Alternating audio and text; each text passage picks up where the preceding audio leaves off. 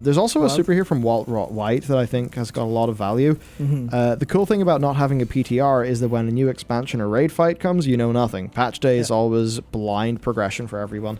Yeah, like as much as so much of the content that we do involves the PTR, if we could have no PTR and actually still have the content, etc., all be good, then I would vote for no PTR. Same, 100%. I think it would be better for the game. I genuinely think it ruins the game. Yeah, the existence of the PTR hurts WoW. Yep. We should be able to get to a place where they can. Does PTR mostly exist because they want Mythic Raiders to go into the Mythic Raids because they very much care about that stuff? I think so. It's also I think it's just a thing they started because it sounded like a cool thing to do, and they just never stopped. I'd love to see reasoning from the first time they added PTR to the game. Because it's like I've generally liked the open betas and it's all felt. Yeah. It's weird. It's like what they literally do with their alphas, betas, and public test realms is like so conducive to hyper open and communicative development. Yeah. It's just they give us one half of that, but they don't do the communication bit. That's odd. Yeah. They're just here's half a build of a game. You're like, what? Yeah. Man, kind of wild. I guess in a similar topic, Forbidden Purple saying, didn't Blizz let go of half their QA or more? Wonder why? Laughing my face off. Well, I know at one point...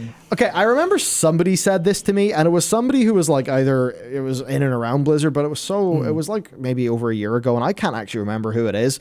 But somebody basically said that they couldn't field an internal Mythic raiding team. I remember saying that. That was definitely public.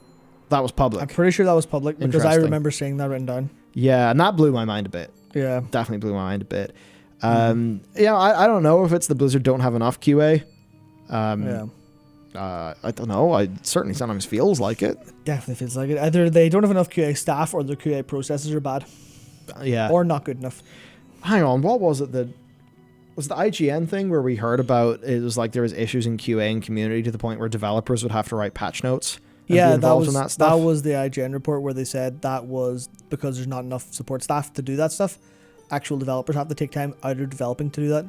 Well, in that case, how many WoW developers are actually tied down in work that is more the work of QA department? Yeah. I wonder. Yeah, it's a kind of case where I would like... I was just going to mention, just people think that QA is just replaying the same game again and again and again and keeping a notebook of bugs. There is some extremely technical QA, and very often like QA people actually do they basically do a lot of, I think QA is development, but there's often lots of times where QA people do a bunch of work that is kind of maybe above and beyond what you would assume QA would be. Yeah, QA which is just a way weird. of saying that it feels underappreciated. Yeah, QA is very strange because you have QA like ranging from let's get an intern in to play this same section of game over and over again. This is like the kind of perception of it. But then there's also QA like, hello, automation engineer who's been automating stuff for 30 years. Can you run unit tests in our engine to make sure all this stuff works? Like, can you have someone to sit down with all of the mathematics in the game and figure out, is this, as an example, is this fight mathematically possible with expected DPS output from all this gear, all these classes, all these abilities? Can you put all that in a big spreadsheet? Can you automate it? Can you run against all the tests, against every known bug in the system, all that stuff? And it just is that range where it feels to me like I feel like almost the best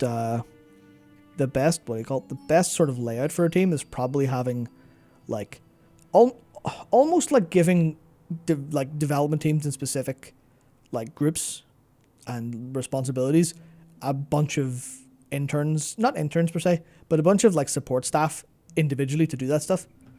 Like it's the kind of thing where I don't know how the teams are set up internally, but it's like it would be very nice if a system designer had someone they could go to and go, hey, I've been keeping you abreast of how the system works. Could you write a patch notes? Or could you write a quick blue post? I'm going to put this out live on PTR, but they sit beside them all the time, or would have before COVID. Well, I guess it's that thing where it's hard to know. It certainly feels like the developers really are not thinking about the PTR, which in a way they should not be. It's just being what's best for the game. So it then feels like you've got all the devs just, doing their work day to day, committing changes. Yeah. And, at some point somebody decides like, okay, this is what we're doing for the PTR build. But it's like the developers are actually sitting there doing the frontline development work of the game. It's like they don't have much say Like they don't have much say in when things are on PTR, how PTR is done, which then means they probably don't have the communication avenues and angles needed for a bunch of what we would like to see from a PTR. Yeah. Which I guess is... it's brutal, like. Yeah, that interesting. Oh, man. Yes, Ultimates. I couldn't believe it when I saw this. Ultimates have never needed a hotfix. Is that true? I'll assume it's true. I'll take their word for it. Says this is from Shadow Tycho. Yeah. Ultimates have never needed a hotfix and are tuned very tightly. Yoshi P does pug raids with fans occasionally, and when parsed is high orange. So basically, Yoshi P is just ultimate developer Chad, it seems, while still remaining humble, perhaps. Actually is just proper Chad, like. Yeah, we've got JAO saying FF, well respected, due to how much they multitask. The team who tests the balance and raids works in other departments of FF14 and other Square Enix games. That's nuts. That is a level of being cross-functional that seems bonkers to me, but that's pretty cool. That would make sense with how Square Enix have been, like, shuffling like people about. I mean, because they always have like they've run into problems out in the past with Nomura trying to do 500 games at once, and I've been like, Nomura, just go and finish Kingdom Hearts 3 and then have a nap. You look like you're actually going to die at your desk. Oh no. And it's like, there was one video from this is around, I think this is around one of the news things in, like when they're talking about Versus 13 and his transition to 15. I remember just seeing him being at a desk and delivering this thing to a camera, and I'm like, if that's the take that they went, he looks fine, he's delivered that well, let's put that live. I'm like, how much makeup did they put on him? Is he actually just dead? Like, is he just dead at his desk? He was so grim looking, like.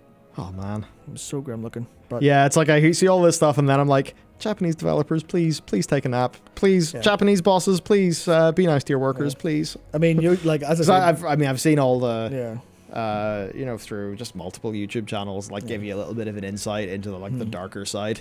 No good. Like. Or like, the salarymen who it's like they go to work and then they go drinking after work with their boss because they basically have to do that. Performative drinking. And then I've forgotten the name of them, but it's like the manga stores. The manga cafes, yeah. I forget the name of the manga cafes, but then they actually sleep in the manga cafe so they can get up because the manga cafe will be closer to the train station to get to work again. So it's like, whoa. Read some Berserk till you fall asleep. Have dreams of being cleaved in twain, like. Yeah, and we were talking about the sort of broader Squeenix there, and we got Faldrin GW2 coming in saying, remember that Square supports the FF team as well, so there's a wombo combo for the FF team to get things done or fixed in a timely manner. Yeah, maybe it's that thing, they have a company structure where more people can just hop on that stuff to help them out, whereas maybe with WoW, they, perhaps because of employee onboarding and stuff, they can't just be like, okay, 9.1 really needs help, let's get some help in from across the company. Yeah. Maybe Blizzard aren't as able to do that. It's funny because... I mean, I couldn't tell you, obviously, but maybe. It's funny because every time we see that in Western development, it seems to come across as negative, like it's last resort. But I guess because we don't have the same lens into Japanese development in the same way, that we don't really know that so well. Yeah. Like if it does happen, or maybe they've actually planned for it by having all these cross... I was about to say cross-class, because that's what the cross-class skills in FF14 used to be called. You've got all these cross-class developers who are like, I'm intimately familiar with how to use this, like, use the FF14 pipeline. I'm on 16 at the minute, but I can downscale my work and, hop over there for a couple of weeks. Yeah, it's like, can they do that? And then I guess in Blizz, it's like, even if they could do that, if it costs them D4 Overwatch 2, then maybe WoW just has to suffer because as a company overall, they need D4 and Overwatch 2 out, perhaps. Yep. So, yeah, there's that.